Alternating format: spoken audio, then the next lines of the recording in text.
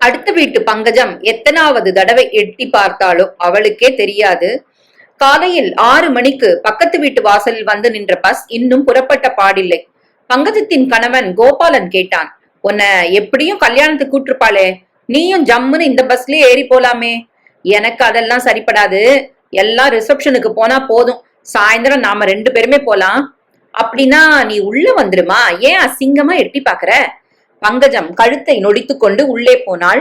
கீச்சு கீச்சென்று கத்தும் சிறு பறவை கூட்டங்கள் போன்று சிறுவர் சிறுமியரின் ஆரவார கூச்சல் ஒரு பக்கம், வயதுக்கு வந்த பெண்களின் ரகசிய குரலில் பேசும் வார்த்தைகளும் வார்த்தைகளின் நடுவே அடிக்கடி கழுக்கென்று சலங்கை ஒலி போன்று எழும் சிரிப்பொலிகள் ஒரு பக்கம்.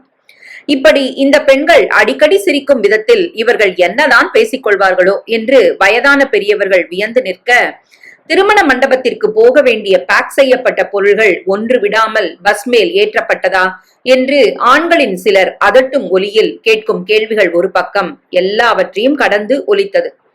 திருமண பெண்ணான பவித்ராவின் ஆபீஸ் தோழிகள் 4 வந்திருந்தனர். பவித்ராவின் ஒன்றுவிட்ட அத்தை செல்லம்மா தன் கணவருடன் வந்திருந்தாள். அவளது கணவர் வேணுகோபாலையரையும் அவளும் இளம் வயது மாதிரி நகைச்சுவையுடன் பேசி கலகலப்பாக பழகுவார்கள். அந்த தம்பதிகளுக்கு புத்திர பாக்கியமே ஏற்படவில்லை.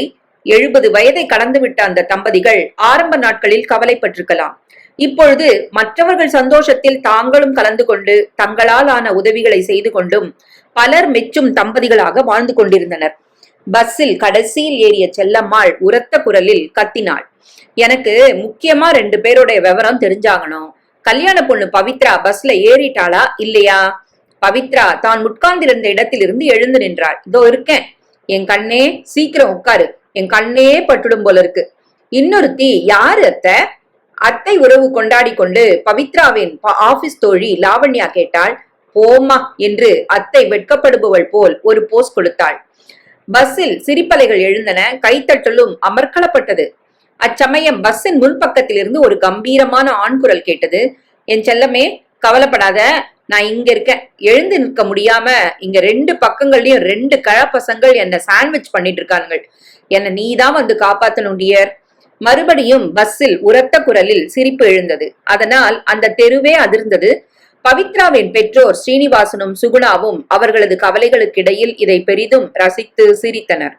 பஸ் ஸ்டார்ட் செய்யப்பட்டது. செல்லம்மா உரத்த குரலில் கூவினாள், மாதர்குல மாணிக்கங்களா, எல்லாரும் பாடுங்கோ. லக்ஷ்மி கல்யாண வைபோகமே, கௌரி கல்யாண வைபோகமே. எல்லோரும் ஒருங்கிணைந்த குரலில் அழகாகவே பாடினார்கள். லாவண்யா பவித்ரா கல்யாண வைபோகமேன்னு பாடினதும் அதையும் தொடர்ந்து அனைவரும் பாடினார்கள். ஸ்ரீனிவாசன் அருகில் இருந்த தன் மனைவி சுகுணாவை கேட்டார். சரி சுகுணா, சம்பந்தி சுவாமி சந்திரசேகர் இன்னைக்கு காலையில ஏதாவது போன் செஞ்சாரா?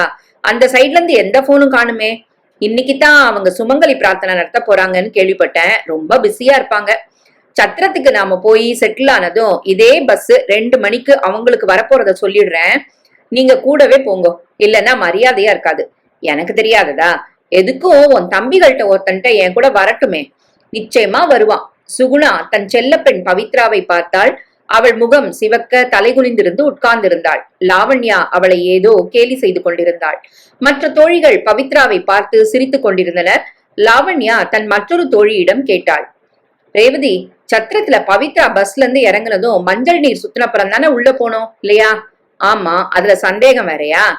கல்யாணம் முடிஞ்சு மாப்பிள்ளையோட அவர் இடத்துக்கு போகும்போது 2 பேரையும் நிக்க வச்சு மஞ்ச நீர் சுற்றி உள்ள அழைப்பாங்க. இவள் எதற்கு இந்த கேள்விகளை கேட்கிறாள் என்று புரியாமலேயே பவித்ரா இவர்கள் பேச்சை கவனித்தாள். ஸ்டேட்ஸ்ல இவளுக்கு சொந்தமான இடத்துக்கு போனா யார் மஞ்சள் நீர் சுத்துவா? அங்க ஏது இந்த வழக்கம்லாம் என்று மற்றொரு தோழி வனஜா சொன்னாள். அங்க இந்த வழக்கம் கிடையாது, ஆனா அவங்களுக்கு வேற வழக்கம் உண்டு.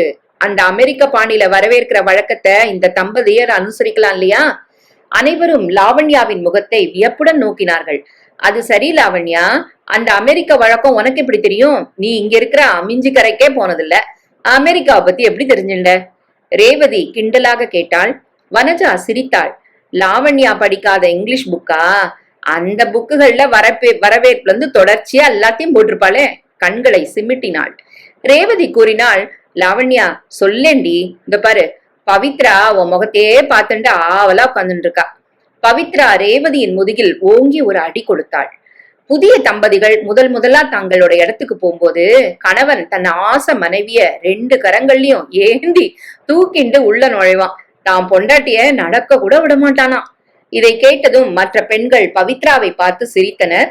பவித்ரா முகத்தை தன் முழங்காலில் புதைத்துக் கொண்டு உட்கார்ந்திருந்தாள். பஸ்ஸில் பயணம் செய்த மற்றவர்களின் கவனம் இவர்கள் பக்கம் திரும்பியது. குழந்தைகளா, அந்த ஜோக்கை எங்களுக்கும் தான் சொல்லுங்களே, நாங்களும் சிரிக்கிறோம். செல்லம்மா சொன்னதும் அவர்களுடைய சிரிப்பு இன்னும் அதிகமாகியது.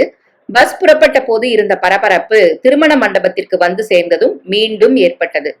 பவித்ராவுக்கு தோழியர் சுற்றி நிற்க மஞ்சள் நீர் சுற்றப்பட்டது. சுகுணா பெண்ணிடம் தனியாக கூறினாள், பவி, தலைய அழகா வாரி ராக்கொடி வச்சு பின்னிக்கோ. ராக்கொடி தளர்ந்து போய் தலையில தொங்குறது. இப்ப செஞ்சுண்டா அவ வரும்போது அழகா இருக்கும். அத்தைய பின்ன சொல்லு. பவித்ரா சிணுங்கினாள். அம்மா, அத்தை பின்ன வேண்டாம்மா, எனக்கு சரிப்படாது. இன்னைக்கு மட்டும் என் இஷ்டப்படி நீ நடந்தானும். என் ஃப்ரெண்ட்ஸ் அழகா பின்னுவா. உன் ஃப்ரெண்ட்ஸ் தானே? ஒவ்வொருத்தையும் தலையை இழுத்து வச்சு வாரி பின்ன மாட்டோமான்னு பயங்கரமா இருக்கு. இதுல ஒவ்வொருத்தி தலை விரிச்ச கோலம் வேற. பவித்ரா அம்மாவை பார்த்து பல்லை கடித்தாள். மெல்ல பேசுமா, காதுல பட்டு தொலைக்க போறது. அவள் தோழிகளை தேடி சென்று விட்டாள். வந்தவர்கள் சாப்பிட்டதும் அந்த பெரிய டைனிங் ஹாலில் ஒரே பந்தியில் சாப்பாட்டு பொறுப்பே முடிந்து விட்டது. எல்லோரும் முகூர்த்தம் நடக்கும் ஹாலில் உட்கார்ந்திருந்தனர்.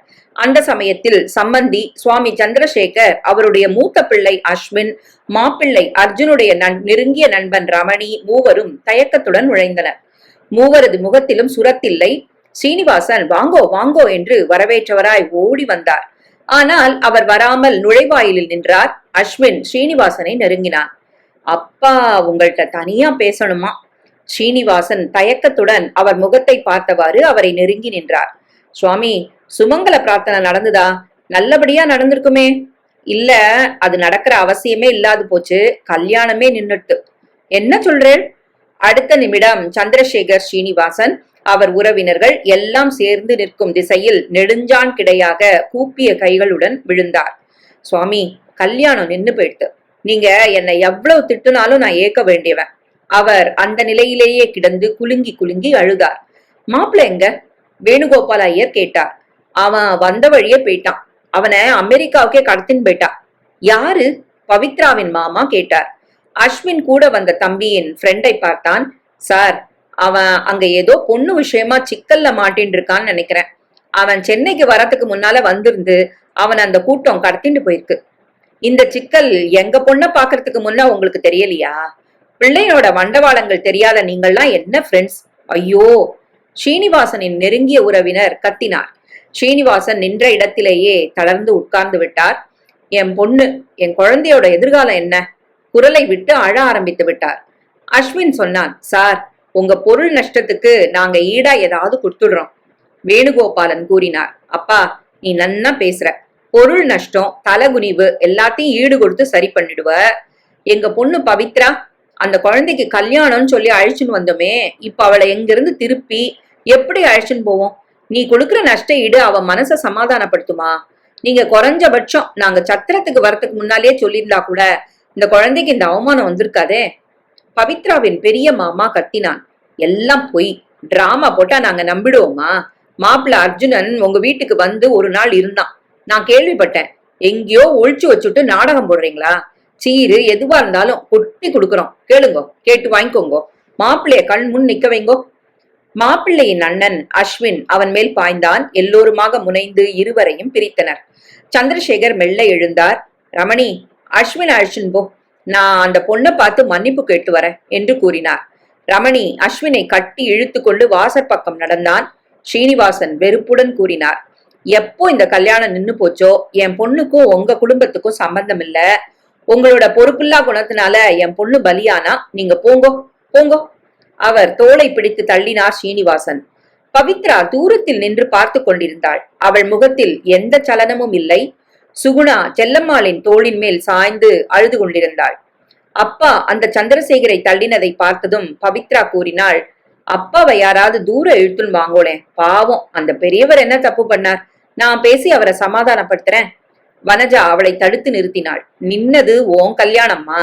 நீ அவரை சமாதானப்படுத்துறதாவது உன் எதிர்காலத்தை நினைச்சு நீ அழணும். பவித்ரா சிரித்தாள். நான் ஏன் அழணும்? கல்யாணம் நின்னு போனதுக்காகவா? ஒரு பொண்ணை தேடி ஓடி போனவனுக்காக நான் அழணுமா? அந்த மட்டும் கல்யாணத்துக்கு முன்ன தப்பிச்சனே, அது போதும் எனக்கு. அவன் ஏதோ பெரிய கையிடம் சிக்கி இருப்பான்.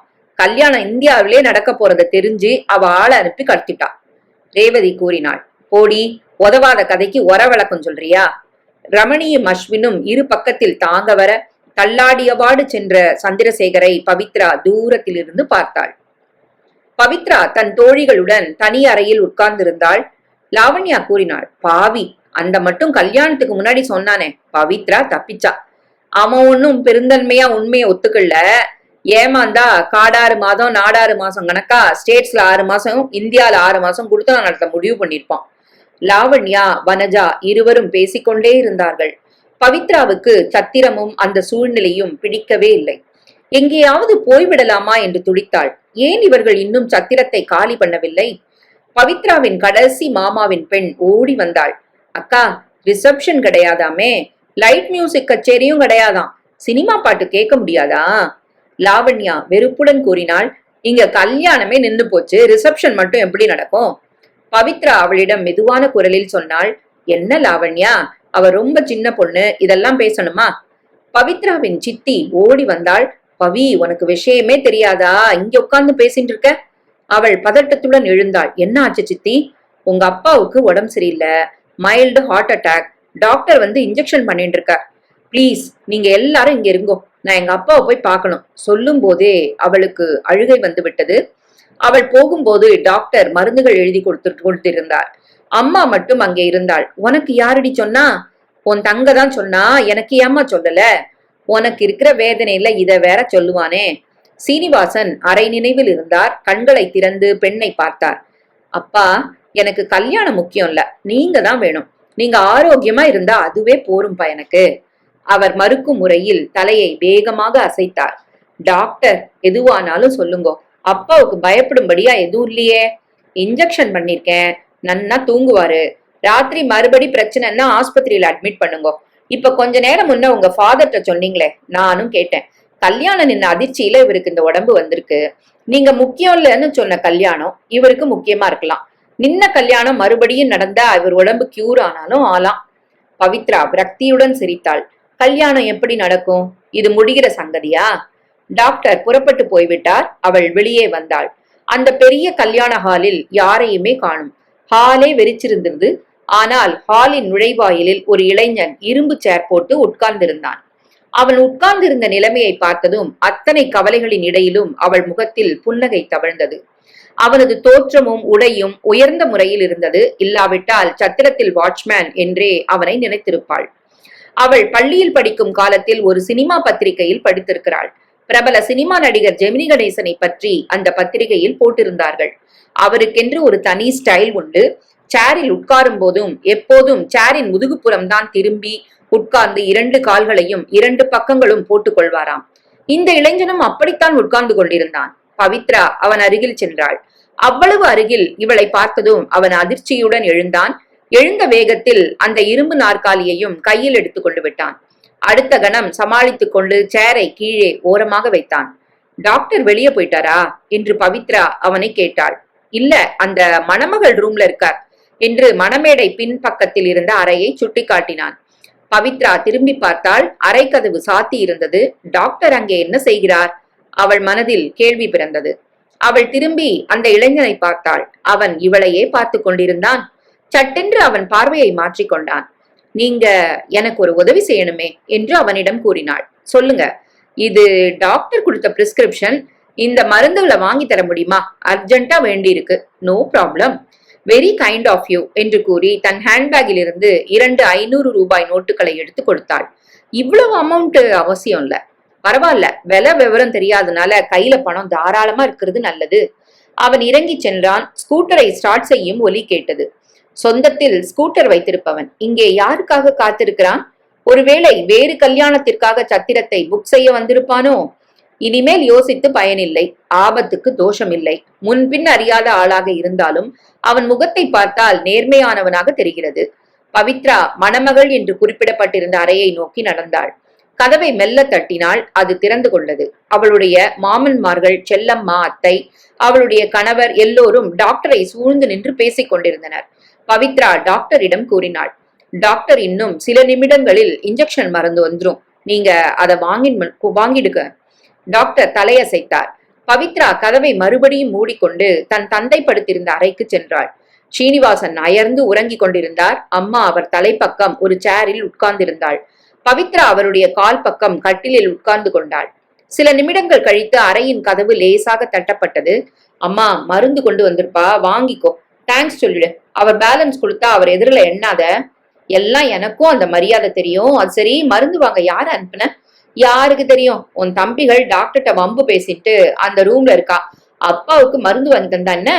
சுகுணா கதவை திறந்து மருந்தும் மீதி பணமும் மகளிடம் கொண்டு வந்து கொடுத்தாள். அம்மா, அந்த ரூம்ல டாக்டர் இருக்கார், அவர்கிட்ட கொடுத்துரு. அவர் கையில இருந்த ஊசி மருந்த அப்பாவுக்கு போட்டுட்டார். பதிலுக்கு இது அவர்கிட்டயே கொடு. இன்ஜெக்ஷன் மருந்தை சுகுணாவிடம் கொடுத்தாள். சுகுணா இன்ஜெக்ஷன் மருந்தை எடுத்துக்கொண்டு அந்த அறைக்கு விரைந்தாள். பவித்ரா தூங்கி கொண்டிருந்த அப்பாவை பார்த்தாள். பஸ்ஸில் வரும் இவர் எவ்வளவு தெம்பாக இருந்தார். இந்த நிலைமை இவருக்கு ஏன் வர வேண்டும்? இவரை ஆஸ்பத்திரியிலே அட்மிட் செய்து விட்டால் பயம் என்பது அவ்வளவாக இருக்காது, நல்ல சிகிச்சையும் கிடைக்கும். 20 நிமிடங்கள் கழித்து சுகுணா பரபரப்புடன் அறைக்குள் நுழைந்தாள். பவி, உன்னோட நான் கொஞ்சம் பேசணுமேடி. இப்போ வாண்டாமா, அப்பா தூங்குறார். அவருக்கு தொந்தரவு ஏற்படாம மெதுவான குரல்ல பேசலாம். அப்படின்னா இன்னும் மெல்ல பேசு, என் காது அருகில வந்து ரகசியமா பேசு. அவள் கேலியை பொருட்படுத்தாமல் அவள் பக்கத்தில் உட்கார்ந்தாள். அப்பா உயிர் பழைக்கிறது உன் கையில தான் இருக்கு. என்னம்மா சொல்ற நீ? உண்மைதாண்டி. நாளைக்கு அதே முகூர்த்தத்துல உனக்கு கல்யாணத்தை செய்யற முடிவுக்கு வந்துட்டோம். அவள் அதிர்ச்சியுடன் அம்மாவை பார்த்தாள். தன் அப்பாவை சுட்டி காட்டினாள். இவருடைய இந்த நிலைமையிலையா? டாக்டர் நோ ப்ராப்ளம்ங்கிறார். வீல் சேர்ல உட்கார்ந்து அவர் ஸ்ட்ரெயின் பண்ணிக்காம செய்யலாங்கிறார். பவித்ரா அம்மாவை பரிகாசமாக பார்த்தாள். உனக்கு ஜாதக பொருத்தம் பார்க்கவே மாச கணக்குல ஆகும். நாளை காலைக்குள்ள வரன் கிடைச்சு ஜாதகம் பார்த்து, வரன் ரெடியா இருக்கு.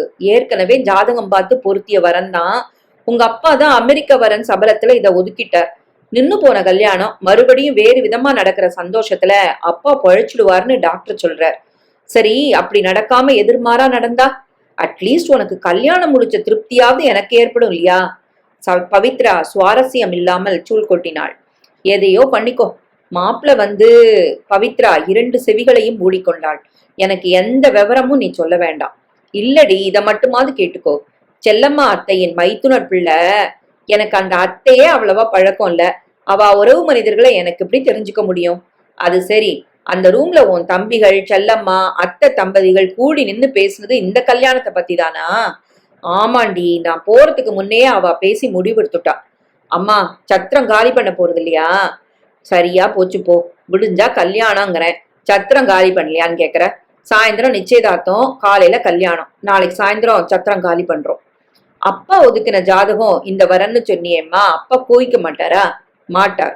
இந்த அட்டாக் வரத்துக்கு முன்னாடி சில நிமிடங்களுக்கு முன்னாடியே இந்த வரனை பத்தி அத்தைட்ட பேச்செடுத்தார். அம்மா, அவாட்ட நிச்சயதார்த்தத்துக்கு முன்னாடி நான் பேசணும். என்னடி பேச போற? சுகுணா திகிலுடன் கேட்டாள். பயப்படாதம்மா. எந்த மாதிரி சூழ்நிலையிலும் நின்னு போன கல்யாணத்தை பத்தி என்கிட்டயோ இல்ல என் காது கேட்கவோ அவ பேசக்கூடாது. மாப்பிள்ளைட்டையே சொல்ல போறியா? இல்லம்மா, உன் சம்பதிகள்கிட்ட தான். அது தப்பாகுமா? அத்தைய கேட்டுப்பாரு. அவா சொல்றது இருக்கட்டும், நானே சொல்றேன், இது தப்பே இல்ல.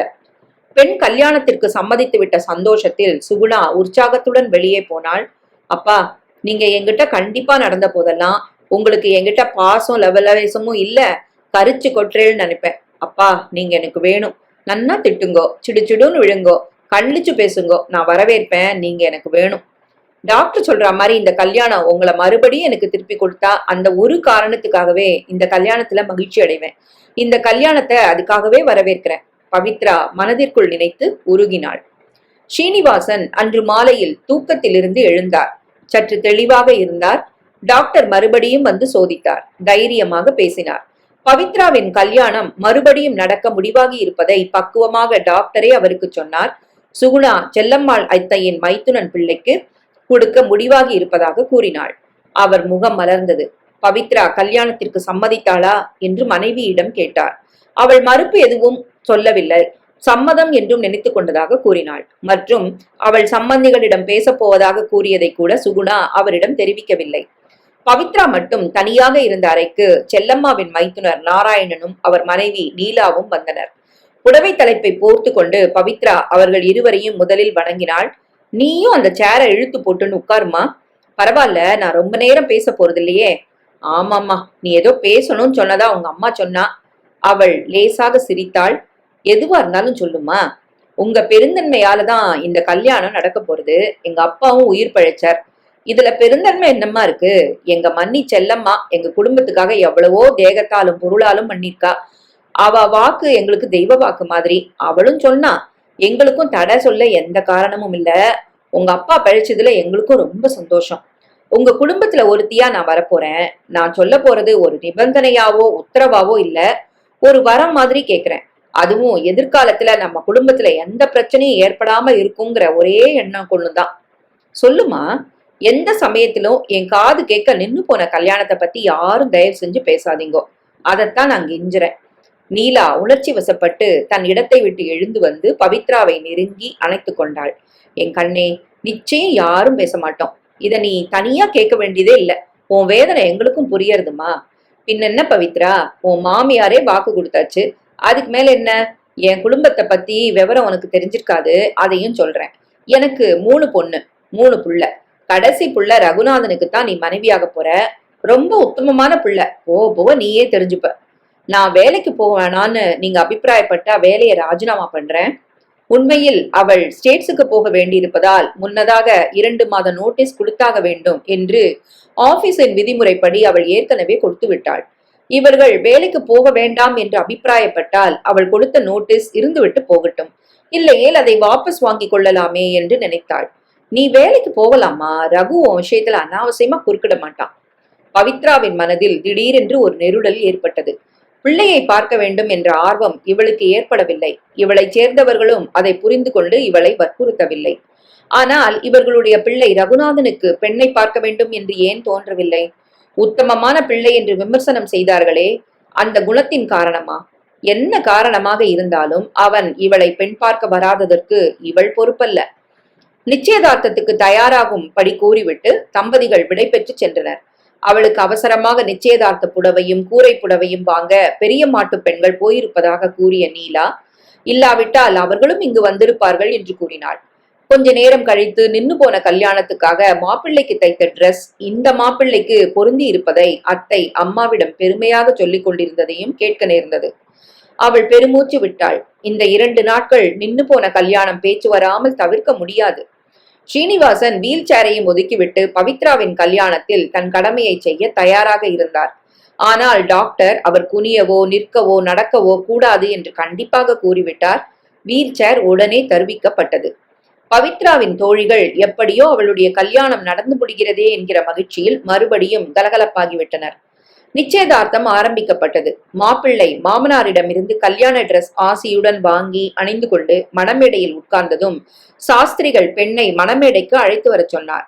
லாவண்யாவும் வனஜாவும் 2 பக்கங்களிலும் துணையாக வர பவித்ரா மணமேடைக்கு வந்தாள். அவள் வரும்போது மணமகன் திரும்பி பார்த்தான். பவித்ராவும் அதே சமயத்தில் நிமிர்ந்து பார்த்தாள். இருவர் கண்களும் நேருக்கு நேராக சந்தித்தன. பவித்ரா அதிர்ச்சியுடன் நின்றாள். அவள் சிறிதும் எதிர்பாராத நபர் அங்கே மாப்பிள்ளையாக உட்கார்ந்திருந்தான். நேற்று இதே கல்யாண ஹாலின் அந்த நுழைவாயில் அருகில் தனியாக உட்கார்ந்திருந்த இளைஞன் அங்கே உட்கார்ந்திருந்தான். இவளை பார்த்ததும் எழுந்து நின்றதோடு அல்லாமல் சேரை கையில் எடுத்து வீரமாக ஒரு போஸ் கொடுத்தானே, அந்த இளைஞன் சாதுவாக உட்கார்ந்திருந்தான். மருந்து சீட்டையும் பணத்தையும் இவர் கையில் திணித்துவிட்டு மரியாதைக்கு ஒரு தேங்க்ஸ் கூட சொல்லாமல் வந்தாளே, இவரா இவளுக்கு கணவனாக வரப்போகிறார்? நேற்று மரியாதைக்கு கூட இவரது பெயரை கேட்டு தெரிந்து கொள்ளவில்லையே. என்னடி நின்னுட்ட? அவர் எழுந்து வந்து உன்னை அழைச்சுன்னு போக மாட்டார், நீ தான் போய் உட்காரணும். இப்போ அவரை முறைக்கிற மாதிரி அங்க போய் பக்கத்துல உட்கார்ந்துதான் அவரை முறைக்காத. காதுகளில் ரகசியமாக கூறினாள் லாவண்யா. பவித்ராவின் முகம் சிவந்தது. லாவண்யாவின் கையை வெடுக்கென்று கிள்ளினாள். அவள் வணங்கிவிட்டு அவன் பக்கத்தில் உட்கார்ந்த போது அவன் மறுபடியும் அவளை திரும்பி பார்த்தான். பவித்ரா அழகான புன்னகை ஒன்றை வீசினாள். அவன் இவளை பார்க்க வராததின் காரணம் இப்பொழுது அவளுக்கு புரிந்தது. பெண்ணை பார்த்து விட்டதாக தன் பெற்றோர்களிடம் சொல்லி இருப்பான். கடவுளே, இவர் எனக்கு புருஷனாரத்துக்கு முன்னாடியே எடுபடி ஆளை போல வேலை வாங்கிட்டேனே. இத அவர் தனக்கு ஏற்பட்ட அவமானமா நினைக்க கூடாது. மேடையிலிருந்து எழுந்ததும் அம்மாவை தனியாக அழைத்து கேட்டாள். அம்மா, நேத்து மருந்துகளையும் மீதி பணத்தையும் உங்ககிட்ட கொண்டு வந்து கொடுத்தது யாரு? இந்த சத்திரத்தோட வாட்ச்மேன் தான். ஏண்டி கேக்குற? நேத்து நான் மருந்து வாங்கின்னு வர சொன்னதே இவர்கிட்ட தான். இப்போதான் எனக்கு தெரிஞ்சுது. யார்கிட்ட? அதாம்மா, உன் மாப்பிள்ளை கிட்ட. முகம் குங்குமமாக சிவக்க கூறினாள். அடிப்பாவி, அவர்தான் மாப்பிள்ளையா வரப்போறாருன்னு எனக்கு எப்படி தெரியும்? கல்யாணமே அப்ப நிச்சயம் ஆலையே. ஆமா, அப்போதான் செல்லம்மா அக்கா அந்த யோசனையை சொன்னாலாம். இருவரும் சிரித்தனர். பவித்ரா கூரை புடவை உடுத்தி கொண்டு மணப்பந்தலுக்கு வந்தாள். அதே சமயம் சந்திரசேகர் தன் மூத்த மகன் அஸ்வினுடன் உள்ளே வருவதை கண்டாள். அவருடைய உயர்ந்த உள்ளத்தை உணர்ந்த பவித்ரா மெய் சிலிர்த்தாள். நேற்று இவருக்கு ஏற்பட்ட சிறுமைக்கு இன்னொருவராக இருந்தால் நிச்சயம் வந்திருக்க மாட்டார்கள். அருகில் கூடவே வந்த அம்மாவிடம் கூறினாள். அம்மா, உங்களை போலவே சந்திரசேகரும் பாதிக்கப்பட்டவர் தான். நேத்து உன் தம்பி நடந்துட்ட விதத்துக்கு அந்த அசிங்கத்துக்கு பரிகாரம் தேட தோ ஒரு சான்ஸ் கிடைச்சிருக்குமா? மாமாவையும் கூட அழைச்சிட்டு போய் அவருக்கு பரிகாரம் பண்ணு. இது தாலி கட்டுற சமயம்டி. இருக்கட்டும், அவரை மேடை கழிச்சுன்னு வா. மேடைக்கு வந்து அவர் எங்களுக்கு அட்சதை போடட்டும். சுகுணா அவசரமாக சென்றாள். வழியில் நின்ற தம்பியையும் கையை இழுத்து கொண்டு சந்திரசேகரின் அருகில் போனாள். அவரும் மணமேடைக்கு உடனே வந்து விட்டார். பவித்ரா புன்னகையுடன் அவரை வரவேற்றாள். அவர் கண்களில் நீர் திரண்டது. 2 கரங்களையும் தூக்கி வாழ்த்தினார். சாஸ்திரிகளே, அவருக்கும் அட்சதை எடுத்துக் கொடுங்கோ. வீல் சேரில் உட்கார்ந்திருந்த சீனிவாசன் கூறினார். சந்திரசேகர் அவர் உடல்நிலையை விசாரித்தார். சாஸ்திரிகள் பவித்ராவிடம் கூறினார். எழுந்து உங்க அப்பா மடியில உட்காரு. பொண்ணுக்கு அம்மா, நாத்தனார் எல்லாம் பின்னால நில்லுங்கோ. பவித்ரா கவலையுடன் கேட்டாள். உங்களால முடியுமாப்பா? டோன்ட் வரி பவி. இந்த நாளுக்காக, அதுவும் இந்த நிமிஷத்துக்காக எத்தனை தடவை மனசுக்குள்ள நினைச்சு ஏங்கி இருக்கேன் தெரியுமா? வாம்மா, என் மடியில உட்காரு. பவித்ரா அவர் மடியில் உட்கார்ந்தாள்.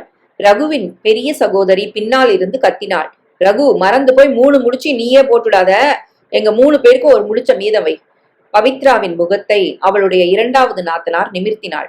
தாலி கட்டுற சமயத்துல தம்பதிகள் ஒருத்தர் முகத்தை ஒருத்தர் பார்த்துக்கணும். மணமகள் பார்த்தாள். ஆனால் மணமகன் பார்க்கவில்லை. முகத்தை கடுகடுப்பாக வைத்துக் கொண்டு பார்வையை திருப்பிக் கொண்டான். அதை கவனித்த பவித்ரா துணுக்குற்றாள். ஏன் என்ற கேள்வி அவள் உள்ளத்தில் எழுந்து விஸ்வரூபமாக வியாபித்து நின்றது. சந்திரசேகர் முதலில் தன் ஆசீர்வாதமாக ஒரு நீண்ட கவரை பவித்ராவிடம் நீட்டினார். அவள் உடனே அதை தன் அப்பாவிடம் கொடுத்து விட்டாள். மற்றவர்கள் கொடுத்த பரிசுகளை அவளுடைய மற்றொரு மாமா எழுதி கொண்டிருந்தான். இந்த கவரை அவள் மாமாவிடம் தரவில்லை. அதற்கு விசேஷ மதிப்பு வைக்கும் முறையில் அப்பாவிடம் கொடுத்தாள்.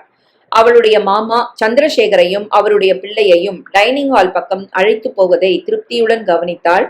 என்னம்மா பவி, இந்த சந்திரசேகர் இப்படி பண்ணிருக்கார்? நமக்குத்தான் எந்த பொருள் நஷ்டமும் ஏற்படலையே, எதுக்கு இந்த அமௌண்ட்டை கொடுத்திருக்கார்? சீனிவாசன் தன் கையில் இருந்த செக்கை காட்டினார். பவித்ராவின் பெயருக்கு 1 லட்சம் ரூபாய் செக்கில் குறிப்பிடப்பட்டிருந்தது. அவர்கிட்ட திருப்பி கொடுத்துட்டுமா? பவித்ரா பதறினாள். தப்புப்பா, நேத்து அவர் பட்ட சிறுமையே போறோம். அது உங்கள்கிட்ட பத்திரமா இருக்கட்டும், நான் அப்புறம் யோசிச்சு சொல்றேன். பவித்ரா தன்னை பாராட்டவும் வாழ்த்து கூறவும் நின்றவர்கள் இடையில் சிக்கிக் கொண்டாள். ஒரு பெரும் கூட்டம் அவளை சூழ்ந்து கொண்டது. அவள் பார்வை ஹால் முழுவதும் சுழன்றது. அந்த ஹாலின் மறுகோடியில் ரகு நின்று கொண்டிருந்தான். அவனை சுற்றி அவனது நண்பர்கள் இருந்தனர். ஆனால் அவன் முகம் மலர்ச்சியாக இல்லை. ரகு தன் நண்பர்களின் நடுவில் நின்றான். ஒரு நண்பன் கிண்டலாக கூப்பிட்டான். என்னடா சப்ஸ்டிடியூட் மாப்ள என்றதும் எல்லோரும் சேர்ந்து ஹோ என்று உரத்த குரலில் மண்டபம் அதிர சிரித்தனர். நம்ம குரூப்ல ரகுவுக்கும் கல்யாணம் முடிஞ்சுட்டு, ராஜு நீ ஒருத்தன் தாண்டா பாக்கி. மற்றொரு நண்பன் உடனே கூறினான். ராஜாவுக்கு கல்யாணம் எங்க நடக்க போகுது? அவனுக்கு எந்த பொண்ணும் கழுத்து நீட்ட தயாரா இல்லையே. ராஜு ரோஷத்துடன் பேசினான். சும்மா பேசாதடா, இனிமே இன்விடேஷன் வரும், எல்லா கல்யாணத்துக்கும் போவேன். எந்த கல்யாணத்திலேயாவது சப்ஸ்டியூட் மாப்பிள்ளையாகும் சான்ஸ் கிடைக்காம போகாது. மறுபடியும் எல்லோரும் ரகுவை பார்த்து சிரித்தனர். இவர்களை ரகு அழைக்கவே இல்லை. டெலிபோனின் மூலமும் நேராகவும் இவன் அண்ணன்கள் அழைத்திருக்கிறார்கள். பெரும்பாலும் இவனுடைய நண்பர்களே ஒருவருக்கொருவர் விவரம் சொல்லி ஒருத்தன் பாக்கி இல்லாமல் வந்து விட்டார்கள். அவன் வெறுப்புடன் அந்த கூட்டத்தை விட்டு வெளியே வந்தான். வழியில் பவித்ரா சந்திரசேகருடன் பேசிக் கொண்டிருந்தாள். இவனை பார்த்துவிட்ட பவித்ரா இவனை நெருங்கி வந்து, ஒரே ஒரு நிமிஷம் என்னோட வர முடியுமா என்று கெஞ்சலாக கேட்டாள். இனிமே என் வேலையே அதுதானே என்று வேடிக்கையாக கூறுபவன் போல் பேசினான். இருவரும் சேர்ந்து சந்திரசேகரின் கால்களில் விழுந்து வணங்கினார்கள். நேத்து சாயந்தரம் நிச்சயதார்த்தம் நடந்ததை எங்க சாஸ்திரிகள் சொன்னார். அந்த சந்தோஷத்துல நான் கல்யாணத்துக்கு வந்துட்டேன். ரகு, உங்க பெருந்தன்மைய, விவேகத்தை நான் ரொம்ப பாராட்டுறேன். உங்களை பெத்தவா ரொம்ப புண்ணியம் செஞ்சவா என்று உணர்ச்சியுடன் கூறி அவனை இறுக தழுவி கொண்டார். ரகு அந்த அணைப்பின் வலிமையில் அவருடைய உண்மையான மகிழ்ச்சியை உணர்ந்தான். சந்திரசேகரை வழி அனுப்ப மற்றவர்கள் சென்று விட்டனர். ஸ்ரீனிவாசன் ஓய்வு எடுக்க தன் அறைக்கு வீல் சேருடன் சென்று விட்டார். சாஸ்திரிகள் மணமேடையிலிருந்து ரகுவை கை காட்டி அழைத்தார். பவித்ரா, சாஸ்திரிகள் நம்மள கூப்பிடுற. ஜஸ்ட் மினிட், நான் உங்களுக்கு இன்னும் தேங்க்ஸ் சொல்லல, இப்போ சொல்றேன். தேங்க்ஸ் எதுக்கு? அவள் நேற்று அவன் உட்கார்ந்திருந்த இடத்தை, ஹாலின் நுழைவாயிலை குறிப்பாக நோக்கினாள். ஓ, மருந்து வாங்கி தந்ததுக்கா? உன்னை கல்யாணம் பண்ணிட்ட காரணத்துக்காக நீ எனக்கு தேங்க்ஸ் சொல்றதா நான் நினைச்சேன். நீங்க எதிர்பார்க்கிறீங்களா?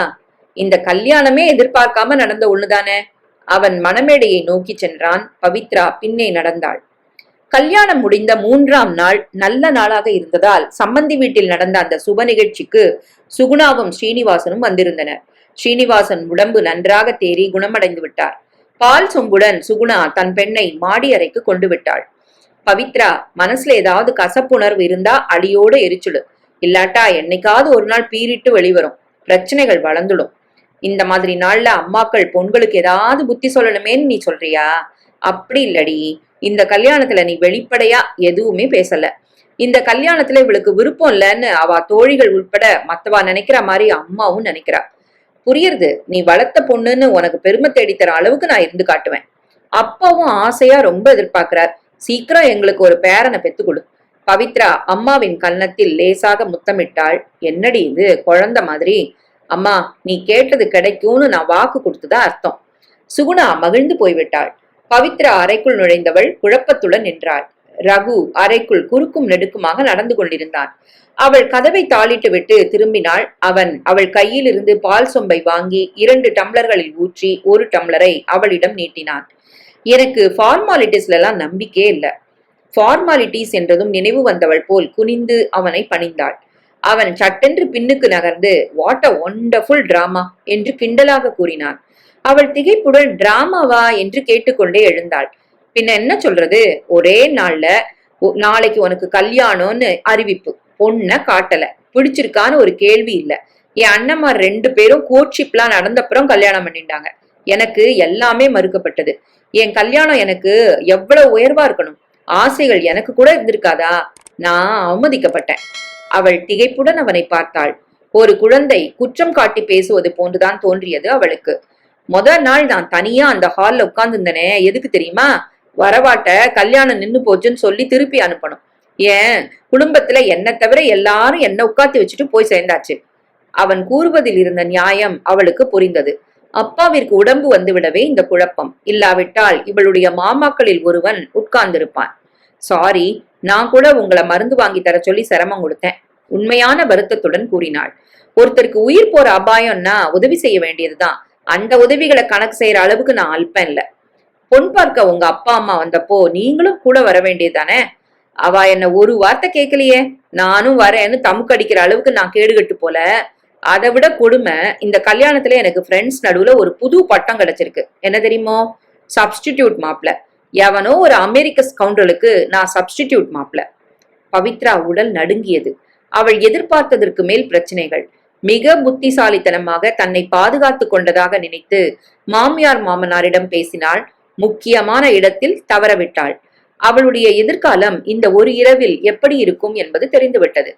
அமெரிக்க மாப்பிள்ள மேல இருக்கிற ஆசை என்கிட்ட இருக்கும்னு எதிர்பார்க்கிற அளவுக்கு நான் முட்டாள் இல்ல. என்ன நீ தனியா சந்திச்சு பேச வேண்டியத இந்த 21வது நூற்றாண்டுல யாருமே தப்பா நினைச்சிருக்க மாட்டா.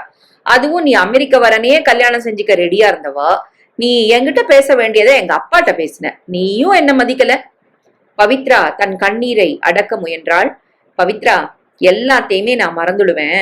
மூர்க்கன் கிராதகன்கிற பேர்லாம் நான் வாங்க விரும்பல. ஆனா ஒரு விஷயத்த மட்டும் என்னால தாங்க முடியல. நீ என்ன கல்யாணம் செஞ்சின்ற காரணம், உண்மை காரணம் கேள்விப்பட்டதும் என் மனசே உடைஞ்சு போச்சு. என்ன கேள்விப்பட்டீங்க? திகிலுடன் கேட்டாள். உங்க அப்பா பிழைக்கணும்னு ஒரே காரணத்துக்காகத்தான் இந்த கல்யாணத்துக்கு சம்மதிச்ச இல்லையா? இதை இவள் இல்லை என்று எப்படி மறுக்க முடியும்?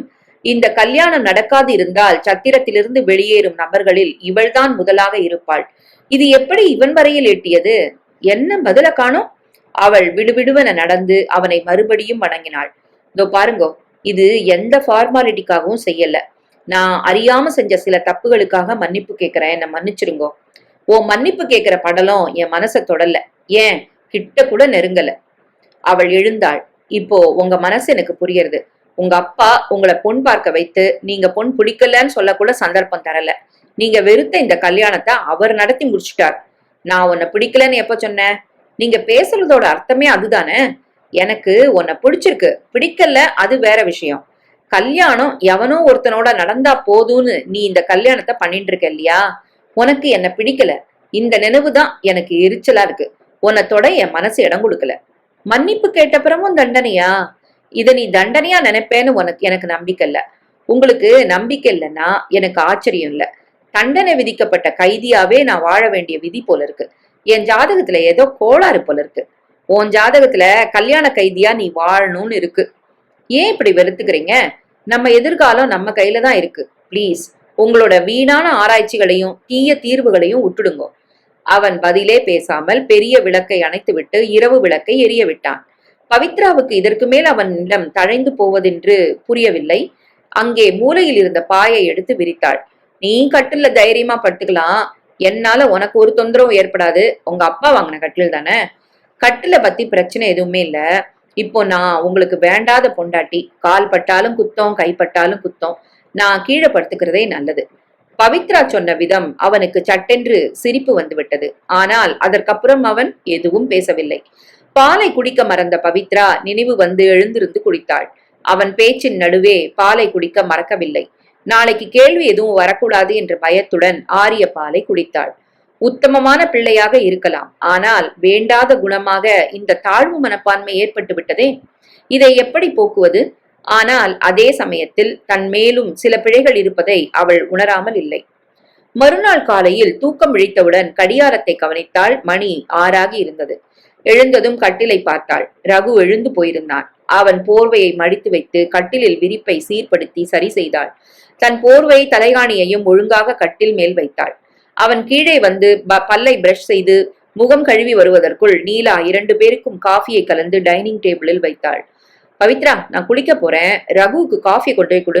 அவனை மார்க்கெட்டுக்கு போ சொல்லு. எனக்கு காஃபி யாரும் கொண்டு வர வேண்டாம், காஃபியை தேடி நானே வந்துட்டேன் என்று சொல்லிக் கொண்டே வந்தான். மார்க்கெட்டுக்கு போகணும் ரகு, வேற வேலை இல்ல. உன் சீமந்த புத்திரனையோ அடுத்தவனையோ போ சொல்லு. நீலா திகைத்தாள். ஏண்டா? அது அப்படிதான், இனிமேலும் இழிச்ச வாயனா நான் இருக்க மாட்டேன். அவள் குளிக்க போனாள். பவித்ரா டேபிளின் மேல் இருந்த காஃபியை எடுத்து அவளிடம் கொடுக்க போனாள். அதை வாங்காத அவன் டைனிங் டேபிளின் மேல் ஏற்கனவே இருந்த மற்றொரு காஃபியை எடுத்துக்கொண்டான். ஏன், நான் தொட்டா சாப்பிட மாட்டீங்களா? புரிஞ்சுண்டா சரி. அவன் காஃபியை குடிக்க ஆரம்பித்தான். சரி, என் மேலதான் கோவம். அம்மா என்ன பண்ணா? மார்க்கெட்டுக்கு போ மறுப்பு. இது தேவையா? அவளுக்கும் தண்டனை உண்டு. என் கல்யாண விஷயமா என்ன ஒரு மொத்தமா ஏமாத்தினவாட்ட இனிமேலும் நான் ஏமாந்து நிக்க போறதில்ல. எனக்கு தண்டனையை தவிர சித்திரவதைகளும் அதிகப்படியா உண்டு போல இருக்கு. அவன் புரியாமல் அவளை குழப்பத்துடன் பார்த்தான். நான் தொட்டதை சாப்பிட மறுக்கிறதும் மத்தவாளை எதிர்த்துன்னு எனக்காக அவப்பெயர் வாங்கி தரதும் சித்திரவதை தானே. முதல்ல சொன்னது சரி, 2வது சொன்னியா அது என்ன? அது எப்படி ஒன்ன பாதிக்கும்? மார்க்கெட்டுக்கு போக மறுப்பு, அது என்ன எப்படி பாதிக்கும்? உங்களுக்கு புரிய வைக்கட்டுமா? நான் வர வரையிலும் அந்த வேலையை நீங்க தான் பண்ணேன். ஒரு நாள் தவறுனது இல்ல. ஆமா, நான் இங்க வந்த உடனே ஸ்ட்ரைக் பண்றேன். அது நான் உங்க மனச மாத்தினதா அவளுக்கு தோணும். அவன் உரக்க சிரித்தான். நிச்சயமா தோணும். நான் சுய மூளை இல்லாதவன்னு இந்த குடும்பத்துல ஒவ்வொருத்தருக்கும் அபிப்பிராயம் உண்டு. உத்தமமான பிள்ளைன்னு உங்களை உங்க அப்பா என்கிட்ட சொல்லி இருக்கார். அதுவும் ஒரு ட்ரிக் தான். இப்படி சொல்லியே என்னை தங்களோட விருப்பத்துக்கு நடக்க வச்சிடுற தந்திரம். நான் இனிமே மார்க்கெட்டுக்கு போறேன். உன் விருப்பம் போல பண்ணிக்கோ. அவன் வெறுப்புடன் கூறிவிட்டு மாடிக்கு போய்விட்டான். பவித்ரா தன் காஃபியை குடித்தாள். நல்ல வேளை, மிதமான சூடாகவே இருந்தது. உண்மையிலேயே பெரியவர்கள் யாரும் எழுந்து வரவில்லை. ரொம்ப நாட்களாகவே ரகுவின் மனதில் தன்னை மட்டும் வேலை வாங்குவதாக உறுத்தல் இருந்திருக்கும். இந்த கல்யாணத்தில் ஏற்பட்ட அனுபவங்களினால் அது அதிகமாகி வெளிப்படையாக காட்ட ஆரம்பித்து விட்டான். அன்று பவித்ரா தான் மார்க்கெட்டுக்கு போய் காய்கறி வாங்கி வந்து மாமியாருக்கு உதவியாக நறுக்கி வைத்தாள். பெரிய மைத்துனரின் பிள்ளைகளை ஸ்கூலுக்கு தயார்படுத்தி பொறுப்பாக கொண்டு விட்டாள். அன்று இரவு பவித்ரா வேலைகளை முடித்து கொண்டு தூங்க போகும்போது ரகு புத்தகம் படித்துக் கொண்டிருந்தான். அவள் ஒரு பிளேட்டில் வைத்து பால் டம்ளரை கொண்டு வந்தாள். நான் தொடாம கொண்டு வந்த பால் என்று குறும்புடன் கூறினாள். இந்த சிரமம் கூட வேண்டாம், நாளையில இருந்து நானே கீழே வந்து பாலை குடிக்கிறேன். பாலை வாங்கி குடித்தான். அப்புறம் எனக்கு கிடைச்ச தண்டனை எல்லாருக்கும் வெளிச்சமாகிடும். பவி, நான் உன்னை இப்படி கூப்பிடலாமா? பானாவுக்கு பக்கத்துல கால் ஒண்ணு சேர்த்து கூப்பிட்டா கூட நான் ஆட்சேபனை பண்ண எனக்கு உரிமை இல்ல. ஏன்னா தண்டனைக்கு உள்ளான ஒரு கைதி. முதலில் புரியாமல் ஒரு கணம் திகைத்தான். அடுத்த நிமிடம் உரக்க சிரித்தான். இந்த தண்டனை கைதி எல்லாம் கொஞ்ச நேரம் உபயோகிக்காம இருந்தா நான் உங்ககிட்ட சொந்தமா பேசுவேன். எனக்கும் உங்கள்கிட்ட பேச வேண்டிய முக்கியமான விஷயம் இருக்கு. சொல்லுமா, என்ன அது? அவள் தன் ஹேண்ட்பேக்கில் இருந்து சந்திரசேகர் கல்யாணத்தன்று கொடுத்த நீண்ட கவரை எடுத்து அவனிடம் கொடுத்தாள். கவரை திறந்து அந்த செக்கை பார்த்தான். அவன் முகத்தில் வியப்பு பரவியது. பவி, அவர் உண்மையிலே உயர்ந்த மனுஷர்தான். இத திருப்பினா அவர் அவமதிக்கிறதாகவும். வேற நல்ல ஐடியா சொல்லுங்களே. அவன் அவளை சில நிமிடங்கள் பார்த்து கொண்டிருந்தான். இது நமக்கு வாண்டாம் பவி. எனக்கு தெரிஞ்ச முதியோர் இல்லம் ஒண்ணு இருக்கு. அது அவர் பெயர்லயே அந்த முதியோர் இல்லத்துக்கு அனுப்பிடலாம். பவித்ரா உண்மையில் அவனிடமிருந்து இந்த பதிலை எதிர்பார்க்கவில்லை. அவனிடம் கலந்து ஆலோசிக்காமல் தர்ம காரியத்திற்கு செலவழிக்கவும் பயந்தாள். அவனிடம் அவள் பட்ட அனுபவம் அவனை கேட்டே எதுவும் செய்வது என்று முடிவுக்கு வந்தாள். என்ன யோசிக்கிற பவி? நல்ல ஐடியா, அப்படியே செய்யலாம் என்று கூறியவள் திடீரென்று அவன் கரத்தை எடுத்து தன் கண்களில் ஒற்றிக்கொண்டாள். என்னது இது? என்னவோ என் மனசுல தோணித்து பண்ண. உத்தமமான பிள்ளை என்று அவளது மாமனார் புகழ்ந்தது உண்மை. அவனுக்கு பண ஆசை சிறிதும் இல்லை. இதைவிட ஆதாரம் வேற என்ன வேண்டும்? நீங்களே வச்சுட்டு அதை முடிச்சிடுங்க. முதல்ல உன் அக்கௌண்ட்ல பேங்க்ல நாளைக்கு போடலாம். உங்க அப்பாட்ட சொல்ல வேண்டாமா? அவர்கிட்ட ஒரு வார்த்தை கேளுங்க. அவசியம் இல்ல, இது உன் விவகாரம். நீயே ஒதுக்குற பணம். அவளுக்கு எதுவுமே தெரிய வேண்டிய அவசியம் இல்ல. பவித்ராவுக்கு திடீரென்று ஒரு சந்தேகம் எழுந்தது. இவன் பெருந்தன்மையுடன் அந்த பணத்தை முதியோர் இல்லத்துக்கு அளிக்கிறானா, இல்லை அந்த குடும்பத்தின் தொடர்பு பிடிக்காமல் பணத்தை வேறு விதமாக திருப்புகிறானா? அவள் குழப்பத்துடன் தூங்காமல் தவித்தாள். டெலிபோன் வந்திருப்பதாக கீழே இருந்த அம்மா கூப்பிட்டதும் ரகு கீழே இறங்கி சென்றான். அவனுடைய செல்போன் நம்பர் தெரியாதவர்கள் பேசுகிறார்கள் என்று பவித்ரா எண்ணினாள். 10 நிமிடங்களில் மாடிக்கு வந்தவன் ஜன்னல் அருகில் நின்று மௌனமாக வீதியை பார்த்து கொண்டு நின்றான். போன்ல யாரு? திரும்பி பார்க்காமல் பதில் சொன்னான். சந்திரசேகர். என்ன கூப்பிட்டுனா நானும் பேசியிருப்பேனே. இப்பவும் ஒன்னும் முழுகிடல. நீ போய் போன் செஞ்சு பேசலாம். முதியோர் இல்லத்துக்கு அடிக்கடி போறாராம். நல்ல பொழுதுபோக்கா இருக்கான். 2 பேரையும் நல்ல தர்ம பணி செஞ்சதா பாராட்டினார். எல்லாம் உங்க ஐடியா தானே. இன்னும் சொன்னார். 2 பேரையும் ஒரு நாள் சாப்பிட கூப்பிட்டார். போலாமே. ரொம்ப உற்சாகமா பேசுற. பவித்ரா வாயடைத்து போனாள். விஷ வார்த்தைகள் தொடர்ந்து வரும் என்று அவளுக்கு புரிந்துவிட்டது. இத்தோட அந்த குடும்பத்தோட நமக்கு எந்த சம்பந்தமும் வேண்டாம். நானா தேடின் போல. உன் மனசுல அந்த அமெரிக்க வரன் எத்தனை கனவுகளை வளர்த்துருக்குமோ. அந்த குடும்பத்திட்ட உனக்கு இருக்கிற பாசம் அடிக்கடி அதைத்தான் நினைவுபடுத்துறது. பவித்ரா கோபத்துடன் கத்தினாள். Stop it Raghu. அந்த வரனை பத்தி நான் பேசக்கூட விரும்பல. இப்படி பேசியே நீங்க என்ன சித்திரவதை பண்றீங்க. அவன் விஷயமா எனக்கு எந்த கனவும் கிடையாது. பொண்களை பத்தி ஆல்பபெட் கூட உங்களுக்கு தெரியாது.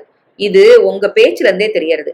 எவ்வளோ ஒருத்தியா காதலிச்சு ஓடி போனவனை நினைச்சு பார்க்க கூட வெறுப்பா.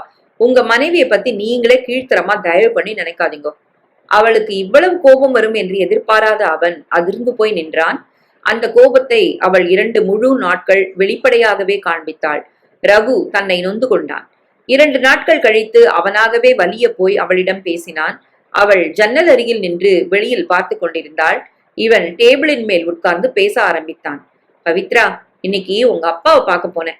எதுக்கு என்று கேட்பவள் போல மௌனமாக அவனை திரும்பி பார்த்தாள். உங்க அப்பா தான் ஆபீஸ்க்கு போன் பண்ணி வர சொன்னார். உங்க அப்பா அம்மாவே உங்ககிட்ட பயப்படுறா போல இருக்கே. இது என்ன புது கதை பேசுறேள்? பின்னென்ன? பவித்ரா படுத்தாம சமத்தா இருக்காளா, சந்தோஷமா இருக்காளா, ஒத்துமையா பழகிறாளா? இப்படியே கேள்விகளை கேட்டா உன் குணத்தை பத்தி அவ பயப்படுறதா தானே அர்த்தம்? அவள் பரிகாசமாய் சிரித்தாள். உங்களுக்கு அப்படித்தான் தோணும். இந்த கேள்விகளுக்குள்ள ஒளிஞ்சு நிக்கிற கேள்விகளை நீங்க தெரிஞ்சுண்டா. என்ன அது? என் பொண்ண சந்தோஷமா வச்சிருக்கியா? அவளை படுத்தாம இருக்கியா? அவளை மதிச்சு நடத்துறியா? உண்மையாவா? ஆமா. ஆனா இந்த கேள்விகளை நேர்ல வெளிப்படையா கேட்டா அவ பழைக்க முடியுமா? அவன் மலைத்து உட்கார்ந்திருந்தான். இதுல ஒரு கேள்வி கூட நான் பதில் சொல்ல அருகதை இல்லாதவன். ஆனா தண்டிக்க உரிமை இருந்தா அது ஒண்ணு போதுமே. பவி, உனக்கு இன்னும் கோவம் போல இருக்கு. அவள் பதில் சொல்லாமல் மௌனமாக நின்றாள்.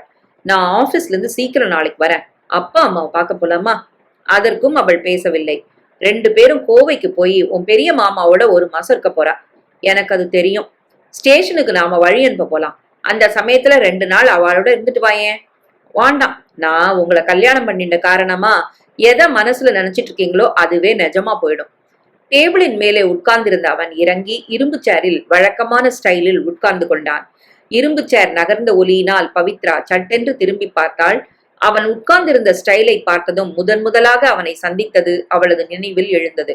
அவளது உதடுகளில் புன்னகை தவழ்ந்தது. இந்த மோனோலிசா சிரிப்பின் காரணம் எனக்கு தெரியும். என்ன காரணம்?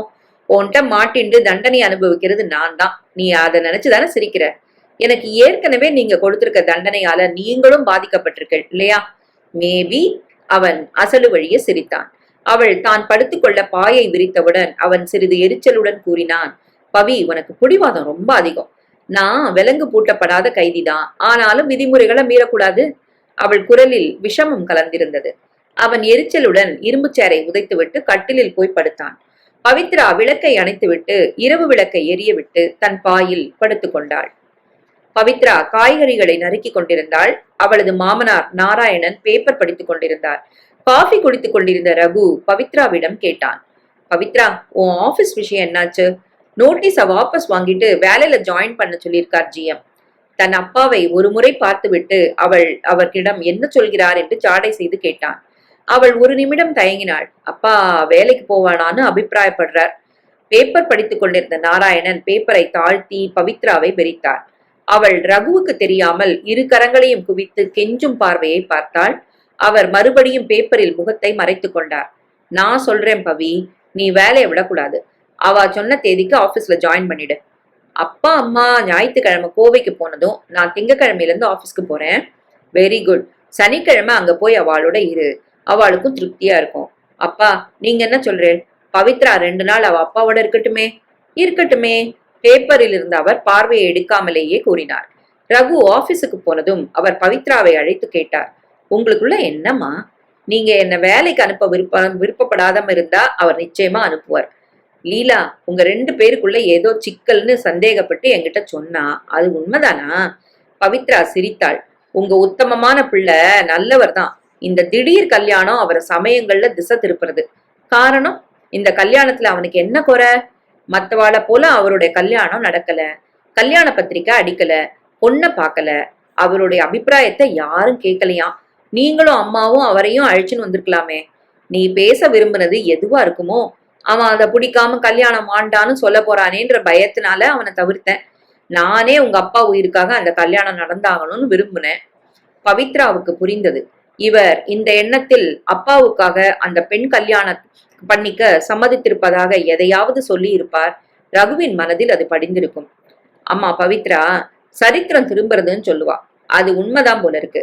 என் கடைசி தம்பியும் அவன் மனைவியும் இப்படித்தான் மனம் வேறுபட்டு இருந்தா. செல்லம்மா அத்தை என்ன மாயம் பண்ணாலோ 2 மாசத்துல ஒத்துமையா மாறிட்டா. இப்போ அவ எங்க இருக்கா? மும்பைல ஒரு பிள்ளையும் பொண்ணும் வளர்ந்த நிலையில இருக்கா. அவ உன் கல்யாணத்துக்கு வராததுனால நீ அவளை பார்த்திருக்க முடியாது. ஏன் வரல? யாரையுமே வெளியூர்காரர்களை நான் கூப்பிட நேரம் இல்லையே. என் மனுஷா வெளியூர்ல நிறைய இருக்கா. திடீரென்று சந்தேகம் வந்தவராய் அவளை உற்று கவனித்தார். பவித்ரா, ரகு உன்னை சொல்லி காட்டுறானா? என் மேலேயும் தப்பு இருக்கு. அவர்கிட்ட நான் பேசியிருக்கணும். உங்களோட அவர் கூட வந்திருந்தா ப்ராப்ளம் வந்திருக்காது. கவலைப்படாத, செல்லம்மா மன்னிட யோசனை பண்ண. பவித்ரா பதட்டத்துடன் குறுக்கே மறித்து பேசினாள். அப்பா, இத நானே பாத்துக்கிறேன். பெரியம்மாட்ட சொன்னா எங்க அப்பா காதுல படும், அவருக்கு உடம்பு பாதிக்கும். உண்மைதான் என்று கூறிய அவர் அத்துடன் ஒதுங்கிவிட்டார். பவித்ரா 2 நாட்கள் பெற்றோருடன் போயிருந்தாள். அவர்களுக்கு வேண்டிய பொருள்களை ஷாப்பிங் செய்வதிலும் உதவியாக இருந்தாள். ஸ்டேஷனுக்கு புறப்படுவதற்கு சில மணி நேரங்கள் முன்பு ரகுவும் வந்திருந்தான். ஸ்டேஷனில் ரகு அவர்களுக்கு பழங்கள், பிஸ்கட்டுகள், பொழுதுபோக்க பத்திரிகைகள் வாங்க போயிருந்தான். ஸ்ரீனிவாசன் கேட்டார், என்னம்மா பவித்ரா, கல்யாண வாழ்க்கை எப்படி இருக்கு? ஒன்னும் ப்ராப்ளம் இல்லையே? இல்லை என்பது போல் தலையசைத்த அவள் தொடர்ந்து பேசினாள். அப்பா, சந்திரசேகர் அங்கிளுக்கு அந்த பணத்தை என் சொந்தத்துக்கு உபயோகிச்சுக்கலங்கிறதுல கொஞ்சம் வருத்தம் தான். அதுக்காக நாம் என்ன செய்ய முடியும்? உனக்கு உடனே கல்யாணம் ஏற்பாகி விட்டதுனால கல்யாணத்துல அவர்கிட்ட சுமூகமா பழகினேன். இல்லைன்னா அவர் முகத்துல முழிக்க கூட நான் விரும்ப மாட்டேன். அப்பா, எனக்கு எதையாவது செய்ய துடிக்கிறார்ப்பா. அஸ்வின் அண்ணா நிறைய ஷேர் வாங்கி இருக்கிற கம்பெனில கம்பெனி செக்ரட்டரி வேலை உங்க மாப்பிள்ளைக்கு வாங்கி தரதா சொல்றார். இவரோட ஆபீஸ்லயே இவருக்கு வெறுப்பு. தான் படிப்புக்கு வேலை இல்லைன்னு நினைக்கிறார். அஸ்வின் வேலை பண்ணி வச்சா ரகு அந்த வேலைக்கு போவாரா? அஸ்வினுக்கும் அந்த சந்தேகம். அவருக்கு தெரிய வேண்டிய அவசியம் இல்லைங்கிறாரு அஸ்வின். ஏண்டி, அஸ்வின் வைஃப் பேர் கீதா தானே? ஏதாவது விசேஷம் உண்டா? இப்போதான் கன்சீவ் ஆயிருக்கா. நான் போன்ல கங்க்ராட் சொல்லிட்டேன். பவித்ரா, ரகுவுக்கு அந்த குடும்பமே பிடிக்கலன்னா அதுல ஆச்சரியம் எதுவும் இல்ல. நீயும் நாசுக்கா விலகிடு. நான் சொல்றேன் பார், அஸ்வின் மூலம் வேலையானதும் அவளும் ஒதுங்கிடுவா. உனக்கு அந்த குடும்பத்து நட்பு வாண்டாமா. ஸ்ரீனிவாசன் புத்தி சொல்வது போல் கூறியதும் அவரை வியப்புடன் பார்த்தாள். அப்பா, வேலை வேண்டியதில்லைன்னு சொல்லட்டுமா? அவ பேச்சில் குத்தல் இருந்தது. அது உன் இஷ்டம், ரகு இஷ்டம். வேலையோட மூலமா உனக்கு ஒரு பரிகாரம் பண்ண நினைச்சா பண்ணட்டுமே. பவித்ரா, சந்திரசேகருக்கு வந்திருக்கிற சந்தோஷம் எங்களுக்கும் வரணும் என்று ஆசைப்படுறேன். ஸ்ரீனிவாசன் பவித்ராவிடம் கூறினார். முதல்ல உங்க உடம்ப கவனமா பாத்துக்கோங்க, எல்லா சந்தோஷமும் தானே வரும். பவித்ரா ரகுவை எதிர்பார்ப்பவள் போல் தூரத்தில் தன் பார்வையை செலுத்தினாள். பவித்ரா அஸ்வின் குடும்பத்தை பிடிக்கவில்லை என்பது சகஜம் என்று கூறி ஏற்றுக்கொண்டாரே, இந்த அப்பா தன் பெண்ணும் அதனால் பாதிக்கப்படுகிறாள் என்று தெரிந்தால் அதையும் சகஜமாக இதே மாதிரி ஏற்றுக்கொள்வாரா? துடித்து போய்விட மாட்டாரா? ரகு வந்து விட்டான். ஏன் இவ்வளவு நேரம் என்று பவித்ரா கேட்டாள். வழியில ஒரு பழைய ஃப்ரெண்டு கிட்ட மாட்டினேன். நல்ல வேளை நான் பிழைச்சேன். புது ஃப்ரெண்டா இருந்திருந்தா இந்நேரம் உங்கள்கிட்ட நான் மாட்டின்னு இருப்பேன். என் பாடு டேஞ்சரா இருந்திருக்கும். ரகசியமான குரலில் அவன் அவளை கண்டித்தான். கழுத, இங்க வந்து உன் விஷம புத்திய காட்டுறியா? ட்ரெயின் புறப்படுற அறிகுறிகள் தெரிந்தன. கூட்டத்தில் பரபரப்பு ஏற்பட்டது. பவித்ராவின் கண்களில் நீர் திரண்டது. அதை பார்த்துவிட்ட ரகு அவளுக்காக பரிதாபப்பட்டான். ட்ரெயின் போனதும் பவித்ரா கைகளினால் முகத்தை மூடிக்கொண்டு அழுதாள். பவி, நீயா அழுற? என்னால நம்பவே முடியல. ஒரே மாசம் தானே, நிமிஷமா ஓடிடும். அவன் அவளை தன் தோள் மேல் சாய்த்து கொண்டு பரிவுடன் அவள் முதுகை தடவினான். சட்டென்று தன் நினைவுக்கு வந்த பவித்ரா அவனிடமிருந்து விலகி கண்களை கைக்குட்டையினால் துளைத்துக் கொண்டு நடக்க ஆரம்பித்தாள். ரகு அவளுடன் நடந்தான். பவித்ரா அன்று வேலையில் சேர்ந்து விட்டாள். சேர்ந்த அன்று அதிகமாக வேலை இல்லை. அஸ்வின் ஆபீஸுக்கு போன் செய்து பேசினான். உடனே அவள் எழுந்து வந்து விட்டாள். ஸ்வீட்ஸ், பழங்கள், பிஸ்கட் பாக்கெட்டுகள் நிறைய வாங்கி வந்தாள். அவள் வரும்போது வீடு ரகளைப்பட்டு கொண்டிருந்தது. சின்ன அண்ணனின் பெண் 3 வயது தீபுக்குட்டி மாடி படுகட்டிகளில் உட்கார்ந்து அழுது கொண்டிருந்தாள். அவளுடைய பெரிய ஓரகத்தி மைதிலி அவளை சமாதானப்படுத்த முயற்சி செய்து கொண்டிருந்தாள். அந்த முயற்சியில் மைதிலியே அழுது விடுவாள் போல் இருந்தது. போதாத குறைக்கு உள்ளூரில் இருக்கும் 2வது நாத்தனாரின் 3 பிள்ளைகளும் வந்திருந்தனர். அவர்களில் மூத்தவனுக்கு 10 வயது இருக்கும், அடுத்தது 7 வயது, 4 வயது என்று இருக்கும். பவித்ரா ஆச்சரியமாக கேட்டாள், என்ன மன்னி, மழல பட்டாளங்களாவே இருக்கு? அதை ஏன் கேட்கிற என்று சலித்து கொண்டே மைதிலி தொடர்ந்து கூறினாள். சின்ன மன்னி, உஷாவோட அம்மா திடீர்னு போயிட்டா. பாவம். உஷாட்ட நம்ம அப்பா, அம்மா, நாத்தனார் ராதா அக்கா எல்லாரும் போனா. ஓ, அதனாலதான் இவங்களும் இங்க இருக்காங்களா? நான் இவங்கள பாத்துக்கிறேன், நீங்க கொஞ்ச நேரம் ரெஸ்ட் எடுங்கோ. சமையல் அறையில வேலை நிறைய இருக்கு, ரெஸ்ட் எதுக்கு? பவித்ரா, நீ முதல்ல காஃபி டிஃபன் சாப்பிடு. ஆமா, இன்னைக்கு ரொம்ப சீக்கிரம் வந்துட்ட. ஃபர்ஸ்ட் டே இல்லையா? நீ ஒருத்தியா அந்த வாளுகளை பாத்துக்க முடியாது. இந்த தீபுக்குட்டி ஏன் அழறது? தன் சிறிய மைத்துனரின் குழந்தையை வாரி எடுத்து கொஞ்சினாள். எங்க அம்மா என்னை விட்டுட்டு எங்கேயோ போயிட்டா. அந்த 3 வயது குழந்தையின் மழலை பேச்சை ரசித்த பவித்ரா சிரித்தாள். உங்க அம்மா மட்டுமா போயிருக்கா? அதோ பாரு, உங்க அத்தை கூட தான் போயிருக்கா. இந்த 3 அண்ணாக்களும் இங்கத்தான் வந்திருக்கா. உன்னை உங்க அம்மா தனியா விட்டுட்டு போலியே. உனக்கு துணையா மைத்திலி பெரியம்மா, பவித்ரா சித்தியும் இருக்கோமே. அது சட்டென்று இவளை சுட்டி காட்டியது. கரெக்டா சொல்லிட்டியே, வெரி குட். நான் தான் பவித்ரா சித்தி. இங்க பார், எத்தனை அண்ணன்கள் உனக்கு? முகுந்தன், முராரி, ராஜசேகர், நிக்கில். ஒவ்வொருத்தரையும் நீ காட்டி பேரை சொல்லு பாக்கலாம். டேய் வாளுகளா, வரிசையா நில்லுங்கோ, தீப்புக்குட்டி பேர் சொல்லுவோம். முரளி கத்தினான். மிஸ்ஸஸ் பவித்ரா ரகுநாதன் வரிசையில நின்னாத்தான் உங்க தீப்புக்குட்டி பேர் சொல்வாளோ? நாங்க வட்டமா நின்னா பேர் சொல்ல மாட்டாளோ? பவித்ரா சிரித்தாள். அட பாவி, நீ ஏன் பேர் சொல்றியாமா?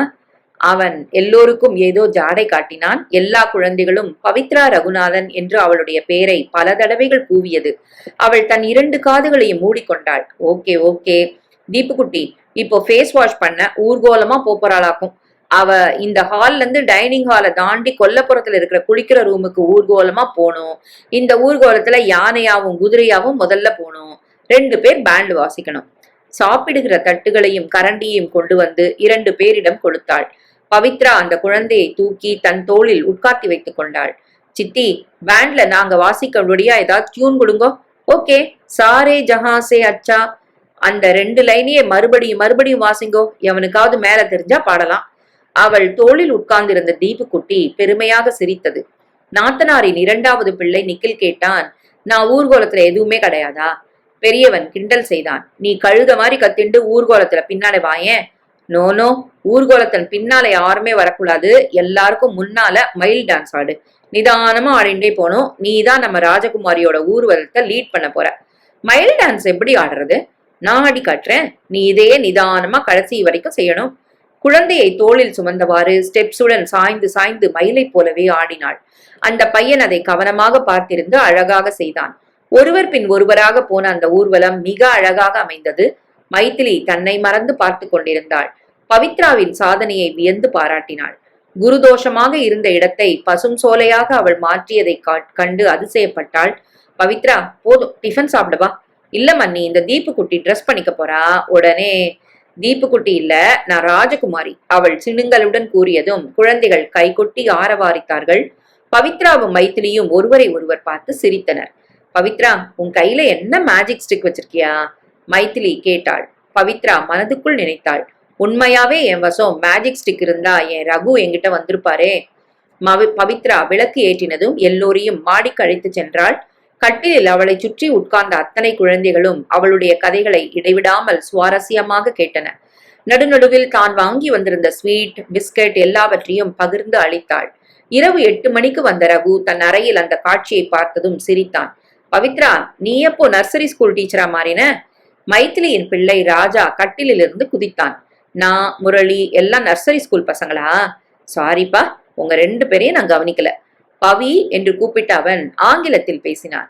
நான் ஒரு சந்தோஷ செய்தியோட வந்தேன். இப்போ வாண்டாம், அப்புறம் சொல்றேன். ராஜா உற்சாகத்துடன் சொன்னான். இப்போ சொல்லுங்க சித்தப்பா. பவித்ரா சித்தி ஏற்கனவே ஸ்வீட் நிறைய கொடுத்தாச்சு. அவன் கேள்வியுடன் தன் மனைவியை பார்த்தான். அவள் தலையசைத்தாள். ரகுவுக்கு இன்டர்வியூ கார்டு இன்று வரப்போகிறது என்று விவரத்தை ஏற்கனவே அஸ்வின் அவளுக்கு ஆபீஸுக்கு போன் செய்து சொல்லிவிட்டான். அவனை தான் கம்பெனி செக்ரட்டரியாக நியமிக்க போகிறார்கள் என்பதையும் அவளிடம் தெரிவித்து விட்டான். அதனால்தான் அவள் ஸ்வீட்ஸ் வாங்கி வந்தாள். ரகு விஷயத்தை சொன்னதும் ராஜா கையை தட்ட மற்ற குழந்தைகளும் அவனை பின்தொடர்ந்தன. பவித்ரா சாக்லேட்டுகள் நிறைந்த பையை ராஜாவிடம் கொடுத்து விட்டாள். எல்லா குழந்தைகளும் உற்சாகத்துடன் கத்திக்கொண்டு கீழே ஓடின. ரகு பரிகாசம் செய்தான். வெறும் இன்டர்வியூ கார்டு தான் வந்திருக்கு, வேலையே கிடைச்சா மாதிரி அமக்களம் பண்ற. நீங்க அப்ளிகேஷன் எதுவும் எழுதாமலே வந்த இன்டர்வியூ கார்டு இல்லையா? வேலை நிச்சயம்னு அர்த்தம். பெரிய மன்னி, நீ குழந்தைகளை சமாளிச்சதை பத்தி பாராட்டி பேசினா எனக்கு குழந்தைகள் சைக்காலஜி நன்னா தெரியும் போல இருக்கு. உனக்கு இந்த எந்த சைக்காலஜியும் எனக்கு தெரியாது. நான் ஒரே பொண்ணா பிறந்தவோ, கூட பிறந்தவா யாருமே இல்ல. குழந்தைகள் சைக்காலஜி எனக்கு எப்படி தெரிய முடியும்? இயற்கையாவே உனக்கு அந்த திறமை வந்திருக்கலாம். அதுக்கும் சான்ஸ் இல்ல. உங்களுக்கு மனைவியா வந்தப்புறம் எனக்கு தெரிய ஆரம்பிச்சிருக்கு. இந்த வீட்டு வாளுகள்னால பெரியவா எல்லாரும் சேர்ந்து ஒரு குழந்தைய எனக்கு கல்யாணம் பண்ணி வச்சு புருஷனா ஏற்படுத்திட்டா. அவள் குறும்புடன் அவனை பார்த்து சிரித்தாள். அடி பாவி, நான் குழந்தையா? அவள் எழுந்து சென்று அறையின் நுழைவாயிலின் அருகில் நின்றாள். வளர்ச்சியில குழந்தை இல்ல, ஆனா சுபாவத்துல குழந்தை தானே. ரகு அவளை பிடிக்க பாய்ந்தோடி வந்தான். அவள் படிகளில் வேகமாக இறங்கி ஓடிவிட்டாள். அந்த இரவு முழுவதும் ரகு அதையே நினைத்து சிரித்து கொண்டிருந்தான். அவள் சொன்னது கிண்டலா பாராட்டா எதுவுமே அவனுக்கு புரியவில்லை. குழந்தைகளுடன் அவளும் மைதிலியும் கீழே படுத்து தூங்கினார்கள். அண்ணனும் தம்பியும் தங்கள் அறைகளில் தனியாக படுத்து தூங்கினார்கள். பவித்ரா அன்று அந்த அறையில் படுக்கவில்லை என்ற உணர்வே அவனுக்கு கசப்பாக இருந்தது.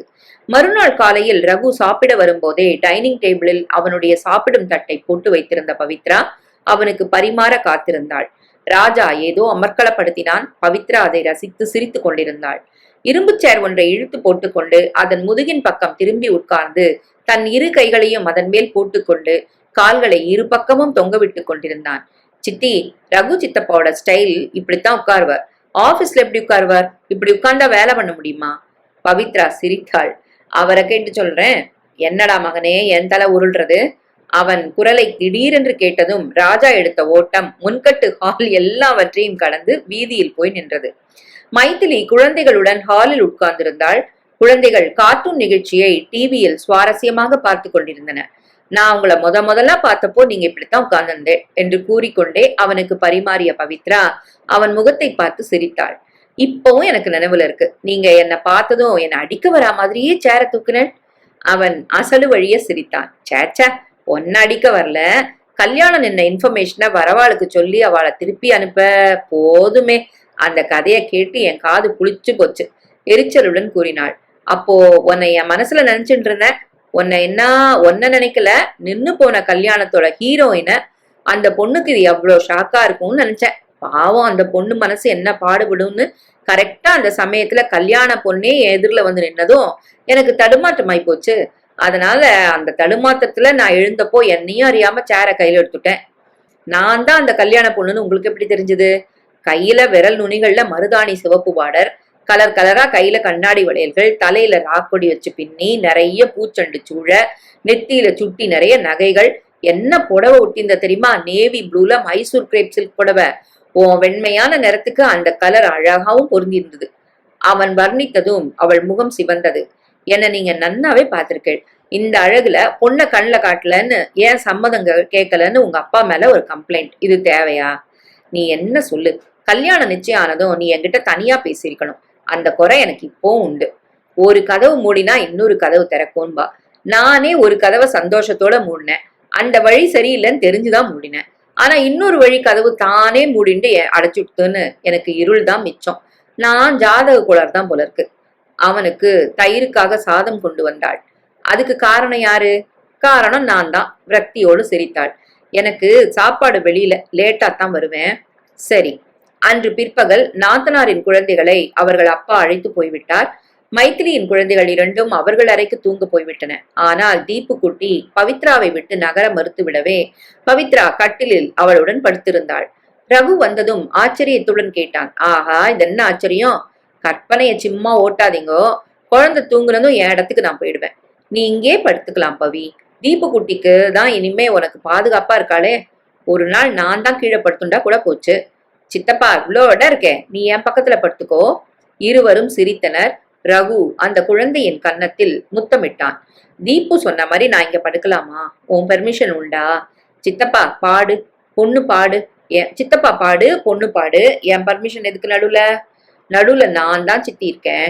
யார் இல்லைன்னு சொன்னா? தீப்பு தூங்கிவிட்டாள். பவித்ரா தூங்குவது போல் கண்களை மூடிக்கொண்டு படுத்திருந்தாள். விளக்கை அணைத்து விட்டு படுத்தவன் தலையை தூக்கி பவித்ராவின் முகத்தை பார்த்தான். அவள் தூங்கி கொண்டிருந்தாள். இன்னும் நகர்ந்து தன் முகத்தை அவளுடைய முகத்தருகில் கொண்டு போனான். லேசாக அவளது நெற்றியில் முத்தமிட்டான். பவி டார்லிங், எனக்கு உன்னை ரொம்ப பிடிச்சிருக்கு. I love you sweetie. I love you very much. அவன் திருப்தியுடன் படுத்து விட்டான். பவித்ரா இரவு படுக்க பாலுடன் வரும்போது ரகு ஏதோ புத்தகத்திலிருந்து குறிப்புகள் எடுத்துக் கொண்டிருந்தான். பாலை குடிச்சிட்டு எழுதலாமே, இன்டர்வியூ நாளைக்கு தானே, அதுக்காக இந்த பரபரப்பு நடக்கிறதா? அவன் பாலை வாங்கி குடித்தான். என் அதிர்ஷ்டம் எனக்கு தெரியும், இது கிடைக்கும்னு எனக்கு நம்பிக்கை இல்ல. நீங்க சிரமப்பட்டு தேடாமலேயே எல்லாமே உங்களை தேடின்னு வருது. அப்படி என்ன தேடி வந்தது என்ன? உங்க பொண்டாட்டி வாசல்ல நீங்க உட்கார்ந்துருக்க இடத்துக்கு தேடி வரலையா? அப்ளிகேஷன் எழுதி போடாமலேயே இன்டர்வியூ கார்டு வரலையா? பொண்டாட்டி கிடைச்சும் பிரயோஜனம் இல்ல. என் வார்த்தைகளை கொண்டே என்னை மடக்கி எங்கிட்ட இருந்து விலக போறா. வேலை விஷயத்திலயும் எனக்கு நம்பிக்கை இல்ல. இத்தனை நேரம் அவளை ஒரு நபரை செலக்ட் பண்ணி வச்சிருப்பாவாளே. ஆமா, செலக்ட் பண்ணிருப்பா. அவள் போலியாக பெருமூச்சு ஒன்றை வெளியிட்டாள். இந்த வேலை எனக்கு கிடைக்காட்டா நீ வருத்தப்படுவியா? மாட்டேன். நீங்க என்ன வேலை இல்லாமலாம் நடுத்தருவிலையா இருக்கு? இல்ல, ஆனா உனக்கு மனசுல ஆசை இருக்குமோன்னு ஒரு சந்தேகம். நீங்க என்ன நம்பினாலும் சரி, நம்பாட்டாலும் சரி, உங்களை எனக்கு பிடிச்சிருக்கு. உங்க விஷயமா நான் எது ஆசைப்பட்டாலும் தப்பு இல்ல. இன்னைக்குத்தான் உனக்கு என்ன பிடிச்சிருக்கா? அவன் கிண்டலாக கேட்டான். சரியா போச்சு. பதிலுக்கு நீங்க என்ன பிடிக்கிறதுன்னு சொல்லுவேன்னு நான் எதிர்பார்த்தா அர்த்தமில்லாத கேள்வியை கேக்குறீங்க. சரி, உன்னை எனக்கு பிடிச்சிருக்கு. நீங்க சொல்ற விதம் எப்படி இருக்கு தெரியுமா? உன் சமையல் எனக்கு பிடிச்சிருக்குன்னு சொல்ற மாதிரி இருக்கு. இன்னைக்குத்தான் உங்களை பிடிச்சிருக்குன்னு அர்த்தமே இல்ல. எங்க அப்பா அம்மாவை வழி அனுப்ப ஸ்டேஷனுக்கு போனோமே, அப்போ நீங்க என்கிட்ட காட்டின பரிவில இருந்தே உங்களை பிடிச்சது எனக்கு. நிஜமாவே அன்னைக்கு உன்னை பார்த்தா எனக்கு பரிதாபமா இருந்தது. அன்னைக்கு உங்களை பிடிச்சிருக்கலாம், ஆனா சந்திரசேகர் அங்கிள் கொடுத்த செக்க கேஷ் ஆக்கி முதியோர் இல்லத்துக்கு அவ பேர்ல கொடுத்துடலான்னு சொன்னீங்களே, உங்கள்கிட்ட அந்த பெருந்தன்மையை கண்டதுமே உங்களை நேசிக்க ஆரம்பிச்சிட்டேன். அன்னைக்கு நீ என்கிட்ட நடந்துட்ட மாதிரிலேயே நான் அதை யூகிச்சுட்டேன். அன்னைக்கு உங்களை நேசிக்க ஆரம்பிச்சதை கூட நான் விசேஷமா கருத மாட்டேன். நம்ம கல்யாணம் நடந்த அன்னைக்கு என் கூட வந்து சந்திரசேகர் அங்கிளை காலில் விழுந்து வணங்கினீங்களே, அந்த பணிவை கண்டதும் நான் பூரிச்சு போனேன். திடீரென்று ரகுவிற்கு இவள் தன்னை கிண்டல் செய்கிறாள் என்று தோன்றிவிட்டது. எழுந்து தூரத்தில் ஜன்னல் அருகில் போய் நின்றான். பவித்ராவும் அவனை பின்தொடர்ந்தாள். அதையும் விடுங்கோ என்று கூறிய அவள் அவன் மார்பின் மேல் சாய்ந்தாள். நீங்களாவது கல்யாண பொண்ணு நான் தான் தெரிஞ்சிருந்தது. என்னை பார்த்து இருக்கீங்க, நான் உங்களை பார்த்ததே இல்லை.